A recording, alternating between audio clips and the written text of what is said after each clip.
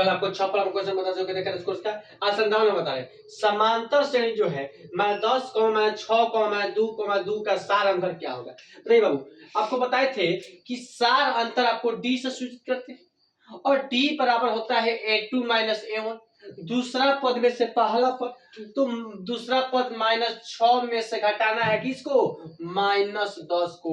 तो -6 माइनस +10 बराबर क्या हो जाएगा, -6 + 10 बराबर क्या, +4। नहीं देखिए बाबू, ऑप्शन नंबर क्या हो जाएगा, बी हो जाएगा। प्लस क्या 4 हो जाएगा। नहीं चले बाबू, ऑप्शन 58 क्वेश्चन, निम्नलिखित में कौन सी अभाज्य संख्या है। और बताइए अभाज्य संख्या किसको बोलेंगे, जो संख्या, वह संख्या जो मान लीजिए पहाड़ा में वो संख्या आता होगा। जैसे आप मान लीजिए 35 है, 5 के पहाड़ा में आता है, 7 के पहाड़ा में भी आता है। नहीं 56 है, 8 के पहाड़ा में भी आता है, 7 के पहाड़ा में भी आता है। नहीं तो बताइए ये सब, ये दोनों जो है आपका ये टेबल में आ रहा है। नहीं बाकी ये और ये टेबल में नहीं आ रहा है। तो जो टेबल में नहीं आएगा तो उसको हम लोग अभाज्य संख्या माना जाएगा।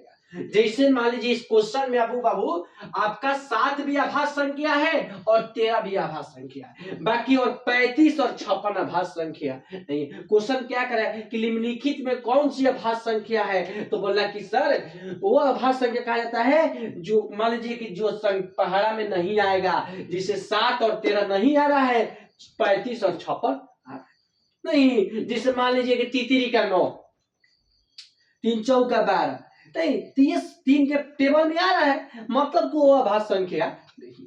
बाकी ये बताइए ये अभाज्य संख्या है क्यों है, क्योंकि ये 7 का टेप मतलब ये पहाड़ा में नहीं आ रहा है, मतलब ये 7 है और ये 13 नहीं।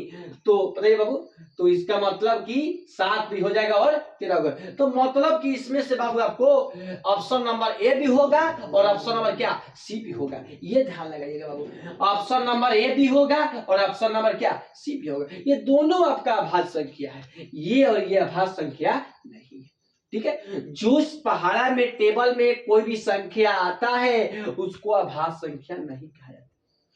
वह संख्या जो पहाड़ा में नहीं आता है उसको अभाज्य संख्या, जिसे 7 और 13 नहीं आएगा। नहीं अच्छा बताइए, कोई एक 7 के टेबल में कोई 13 के टेबल में नहीं, तो ऐसे टेबल को अभाज्य संख्या मतलब कि 7 और 13 अभाज्य क्या, अभाज्य संख्या है। ठीक है, तो ऑप्शन नंबर ए भी हो जाएगा और ऑप्शन नंबर क्या, सी भी हो जाएगा। ठीक है चलिए बाबू, अब कल से आपको ये क्रैश कोर्स में 59 नंबर और 60 नंबर कल बताएंगे बाबू। ठीक है, 300 क्वेश्चन कराएंगे क्रैश कोर्स में, 300-400 क्वेश्चन कराएंगे। ठीक है, बाकी इसमें से आपका टोटल जितना ऑब्जेक्टिव क्वेश्चन होगा, टोटल गारंटी 100% गारंटी ले रहे हैं कि आपका टोटल एग्जाम में क्वेश्चन बनेगा। ठीक है।